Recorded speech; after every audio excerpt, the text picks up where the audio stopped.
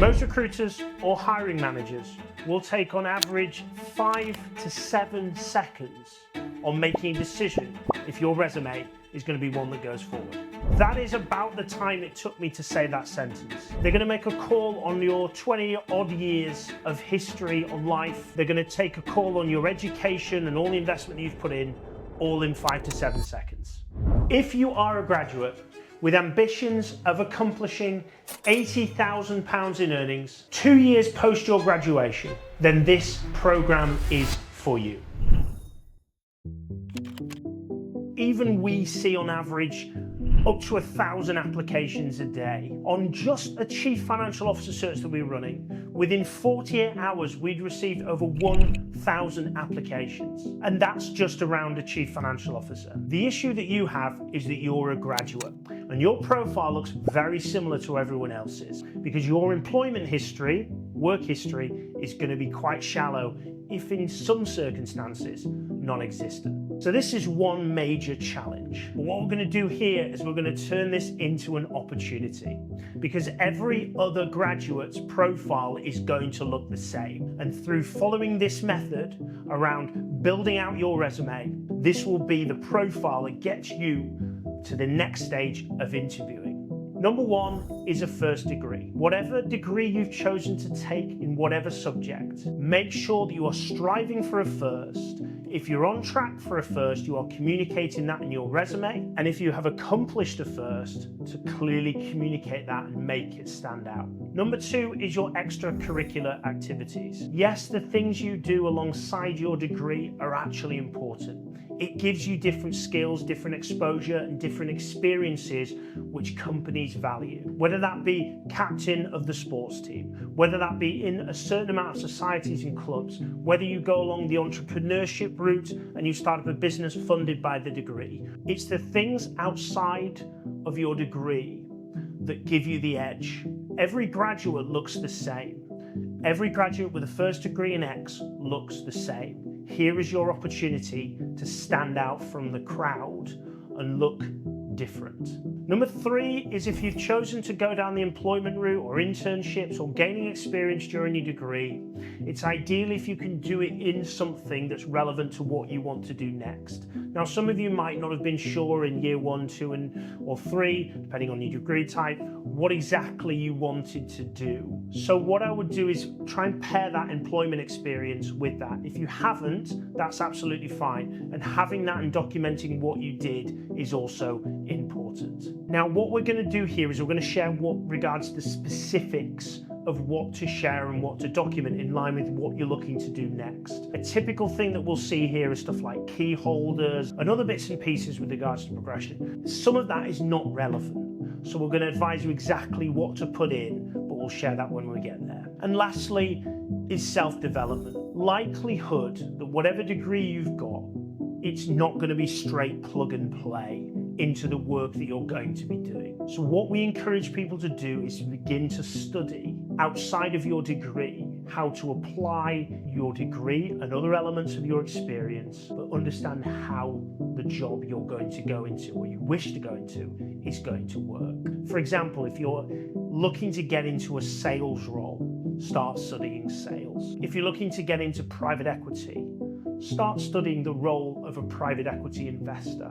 Your self-development and your self-improvement, whether that be just purely YouTube, blogs, videos, whatever it would be, or if you go down the accredited route of additional qualifications, whatever it is, make sure that you're doing it, you're documenting it, and you're learning from it. This is part 2 of this video. What we're going to do is we're going to walk you through how to build your CV. Within the description, we have a Word document that you can download so you can fill this out for yourself. We're going to give you the instructions on here, and then the template's going to be there for you to be able to edit so that we can increase your chances of getting to the next stage, which is interviewing. Right, let's dive into the CV. There is so much noise and so much information online, all about resumes, CVs, what good looks like, what great looks like, where you should position this, where you should position that. Now, we're talking about, in a very narrow sector, the businesses and the industries where you can go to 80K the quickest. So there's lots of noise outside, but I would just encourage you on this one, follow our process, because this is what the internal talent people, the hiring managers, and the leaders within these businesses will be looking for when doing your degree review. And they will all be, because they're in fast-paced environments, they will all be short on time. So let's dive into the CV and the templates. The first thing with regards to the top is just keeping it nice and simple. I do recommend not putting your full address on there. I think there's not a reason why they need to know exactly where you live. If you're based in Leeds, Harrogate, York, whatever it would be, just inputting that information. Leeds, West Yorkshire, simple enough. Obviously your email address, mobile number, and if you do have a full UK driving license, I do just consider adding that in. If you don't, obviously just leave it out. Don't put that you don't have one, just put it in if you do. So nice and simple on that one, guys. Nothing fancy on that basis. Just keep it nice and clean. You want people, and the premise of this is their ability to be able to find the information quickly. When you fill it with fluff and you fill it with things that are not relevant, you just increase the likelihood of them going, they haven't got it, because you make the other person work to find the information. Your CV is built to make it really simple and really easy to find that information. And it's fine that this isn't going to be super long and super detailed. Now, this is a bit of a bugbear with me with regards to personal profile. What I want you to do is to make this unique to you, make it a personal profile that demonstrates your values and who you are and what your superpower is. Let me tell you that every single graduate in the world is going to put works as a team and also on my own. He's a fast learner, a self-starter, a problem solver, a hard worker, driven, motivated. All of these buzzwords that just mean nothing. They are meaningless without something. So first thing I want to do is, hopefully you're a first-class honours graduate, so you're going to include that in as your kind of main point. So it's hammering it home. We are going to include it later on, but that's fine, because we're giving them the second chance of catching that and making sure they find it, as this is the first part. And it might be, okay, this is interesting. First-class honours graduate. Let's go a little bit further into this, even if your profile isn't quite right. But we're putting this right at the start. You're then going to put which ex-university you've come from, because again, it hammers home your experience and what you've done. And then we also want to look at, wants to target a deadline. So a little bit about what you want. So if you want, the industry you're going to needs targets, needs deadlines, there's a scoreboard, there's KPIs, there's metrics, and the intent is to make yourself useful fast. It's kind of that humbling of, look, I've done this and this is what I want, and I understand the fact I'm coming in to learn, and I'm going to do so. So then what I want you to do is to make it personalized. This would be what I would write. I pride myself on being the hardest worker in the room, other than when I'm in the room with my dad. I'm the person who gets in early, follows things through, and doesn't disappear when it gets in hard. There's a little bit of personalization there. There's a little bit, oh, right, okay, his dad's obviously taught him hard work. And the person who gets in early, follows things through, and doesn't disappear when it gets hard, giving that indication of, okay, this person's there. Now, we've got a little bit of fluff in there, and we could bring a little bit more in there of, hey, I've studied for this, I've done for that, I've worked really hard for this, and bringing examples in there. We're also going to add in that we're ambitious and money motivated. Now, this for executive search and the recruitment industry is really important, as that's what people look for. And then you're demonstrating the level of environment that you want to be in the performance is rewarded, accountability is normals, and results matter. You could bring, I'm competitive with myself, I take coaching well, I take ownership. So the thing that would take this to another level, and it's hard because obviously I'm writing this about myself, to give you that level of insight, but I want you to make this personalized. I want you to give examples as to why you are competitive, why you take coaching well. I don't want you to do it for all of them. I just want you to bring things in, like, other than when I'm in the room with my dad, and just bring it in. I'm highly competitive. I've done sport my whole life, and I'm captain of the rugby, the football, the cricket, whatever team it would be, and just dropping bits like that in. It might be that we repeat these later, but that's absolutely fine. And then if you want a graduate who will outwork, outlearn, and outlast, I'm that person. Finishing that with a powerful statement. Now, the tendency here, guys, and again, you've got to think about, there may be 10 people, there may be 100, maybe 1,000 people that watch this and take action on it. If you just copy exactly what's written in there, that is likely not you. So let's write it about you, and not a dream about you, the kind of person that you are and what you want to be, and including that in there so that people can both rule you in and rule you out, because you don't want to be going for interviews where you're not going to get the job, because when you turn up, it's not going to be right. So If you are the person that's been described in there, then include it, but I doubt that's going to be exactly that person. So make it for you, make it specific, and use examples, not tons, but use examples and keeping it. You can make it a little bit larger than that if you wish, but again, just consider the larger you make it, the less likely it is to be read. So onto education. Now, my recommendation is that we put our education first, or put your education first. It is your current biggest pull factor. Once you've secured your first, and I'll put this in inverted commas, kind of proper job in your career, employment goes first. But as a graduate, education comes first. It's your biggest pull. It's that element of going, okay, we're looking at graduates, we're going to bring this data in and bring this information through. So that's what I want you to put first. Now, if there is something you've done with an example of employment, or you are watching this and you're 2 or 3 years down the line, if the employment is relevant for what you're looking to do, you can put that first. But I'd say for 9 out of 10 people here, your degree is the main point, is the point that gets your foot in the door. You know, you went to university to get your foot in the door with your first role. Use it like you should. Again, people are time poor and they're going to try and get to this bit fast to understand whether it's the right university, whether it's the right degree, whether you've got the right experience, whether your A-levels were good enough, whether your GCSEs were good enough, etc., etc. Now, when we look at university, I lay it out similar to this, guys. I wouldn't play around with it too much. Keep it nice and simple. The University of Manchester, business management with industrial placement, grade first class, modules, international business, blah, blah, blah. Lead a team of 6, support a local non-profit if you've done something particular with any of this. So I just keep this really nice and simple on this front. Again, with your A-levels, and if it's the same school, put the same school. If it's a separate school, you did your 6th form out of your A-levels, just putting in there. Now, depending on how good your grades are, you may want to include them. Now, this is a little bit of, it could be found out later on. If you've got a first at University of Manchester, your A-level results were not that good, and I'll let you determine that. And I know A's and things have now changed to numbers, but whatever you want to put in there, put that in there. If you want to include them, include them. If they're not good, you can. If you don't want to include them, that's absolutely fine. Again, if you have top grades, those that include them increase their likelihood of other areas. So of progression, of development, of getting those increased opportunities, because it's a good demonstration for what they may be or may not be looking at. And again, with the GCSEs, they're not listed here, but A star and B, I would encourage that they are actually listed, because they look like all pretty good results. It might be you don't list everything. Nobody's really that fussed unless it's relevant to what you're looking to do, which it wouldn't be if you're watching this video and you want to work to 80K. But if it's like religious studies or whatever it would be called now, food tech and other bits like that, just not irrelevant. Look at the core subjects, you know what they are, your science, your maths, your economics, whatever it's called now, and putting it through and making sure that they're highlighted. Again, it's your differentiation factors here and being proud of the results that you've got. So AAB, absolutely brilliant results. Now into employment history. This can be more difficult depending on the role, but if you can list what you accomplished rather than what you did, unless what you did links to the work you're trying to do. So just to give you examples of that, if you worked at Cafe Nero, again, listing that you cleared tables, you made drinks, okay, I'm going to guess you're not applying for a job where you're doing that, so it's probably just not that relevant. So think about the areas that were relevant. And if you can bring specifics into here, it would be useful.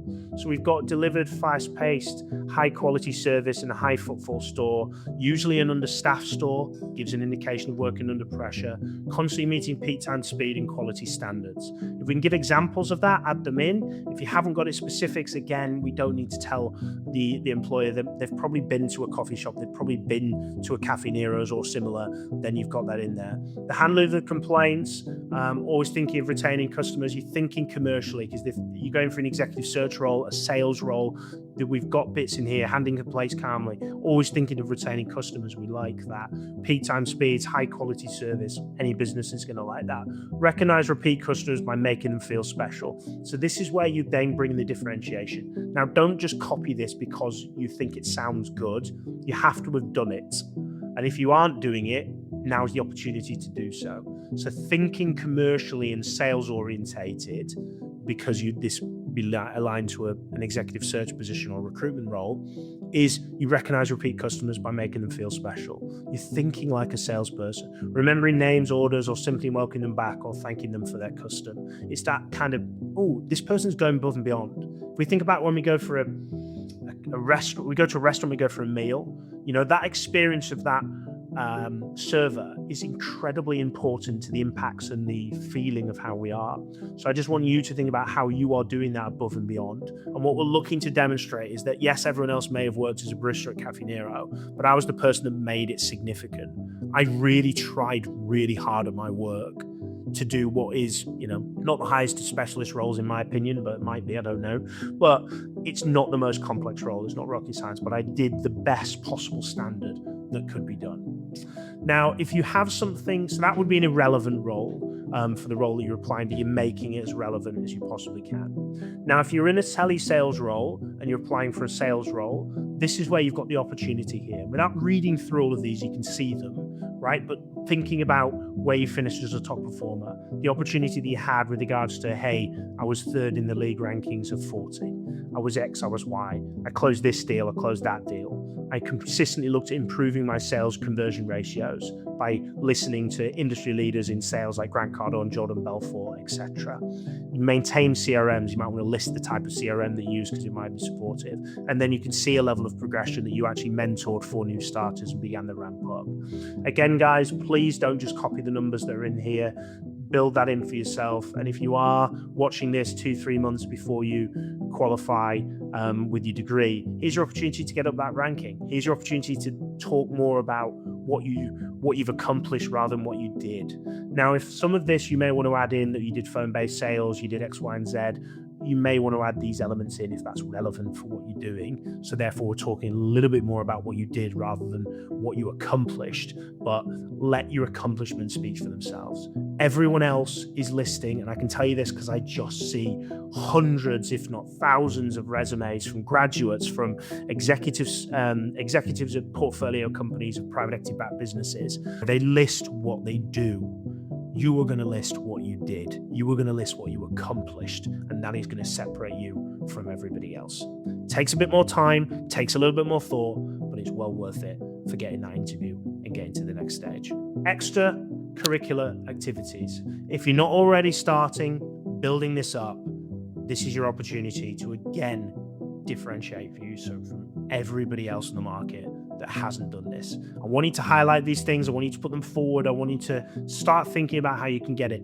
It's not just about getting them listed on the resume, guys. It's the skills that you've got as being part of that. Okay, in the debate society, you understood how to improve your structural thinking. You understood how to persuade somebody better and operate under pressure. You've been in the finance and investment society, so you've improved things on there. You've been in the reading sales and business books from Grant Cardone, Ryan Serhant, Jordan Belfort. You've been doing that self-investment. These don't have to just be things that you've signed up for. It can be personal things. If you're doing X, you want to be in private equity and you've been taking a financial modeling course. If you want to be in investment banking, you've been doing research on whoever the most famous investment banker is. You've been looking into the largest private equity firms and you've done a ton of research and you've written some things about it. Make sure it's significant. Don't just go, I'll watch the YouTube video for 15 minutes from a guy who told me what private equity is. That isn't really what we want to add in here. You want to add things like studying, like reading, consuming books and listing multiple of them, not just one. You were the team captain of X. You did volunteer work, etc. from there. If you're watching this thinking that executive search might be the career step for you, click the link in the description to find out more about careers in executive search at Raw Selection. So, 2 quick questions. I don't want you to put these into your resume, so these would disappear, but I want to answer these questions because they put in. Now, do I put a list of skills?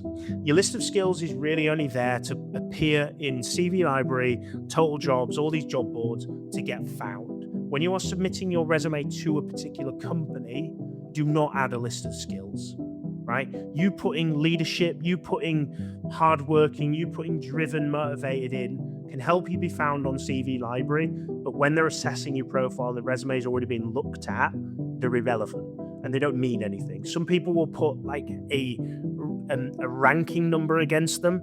You're just ranking against what? It's just irrelevant information. If you have particular skills you've got that you've developed and you have accreditations for them. If it's not included in your extracurricular activities, you could add something on there, but I would just put it in extracurricular activities at this point. I wouldn't list an endless list of things that you're just trying to chase to be part of a AI screener or whatever else. We're going to teach you how to get in front of the right people. We're going to teach you how to get your resume in front of the decision makers, of the hiring managers, of the executives, so that you can get the introductions into these businesses rather than just putting a list of skills and hoping. If you're putting it in job site and CV library and uploading it to them, feel free to put a list of skills so you come up in the scrapers and the scrollers and what people use.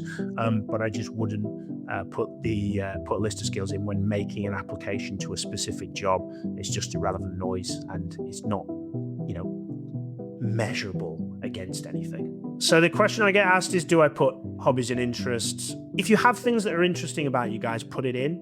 But if your hobbies and interests are going to the gym, okay, fine. If your hobbies and interests are spending time with family and friends, watching TV, just nobody's interested in that. It's not a differentiator for you, right? If you go to the gym and you put specifically how often you go to the gym, so I go to the gym without X, Y, and Z. If you're specifically weightlifting and you're chasing a particular goal around it, brilliant, add those things in. But don't just put the generic, boring, I spend time with, make it interesting. Make it goal orientated, make it specific. If you play rugby, you might have already mentioned this in your extracurricular activities, so don't put it twice. But if you've got things that are hobbies and interests that make you unique, that are specific, that not everyone else is going to list, then add them in. If not, no one's really interested that you like spending time with family and friends. It's not a differentiator for you. And don't make this up. If you do things, add them in. If you don't do things, just leave it blank. Don't add it in at all. It's not a roll in, roll out for anybody. And if it is, and there's a firm that needs certain hobbies and interests, you probably don't want to work there because you won't be able to fit in because they all do, I don't know, football or chess club or whatever. It's just not, it's not the kind of environment you want to be through.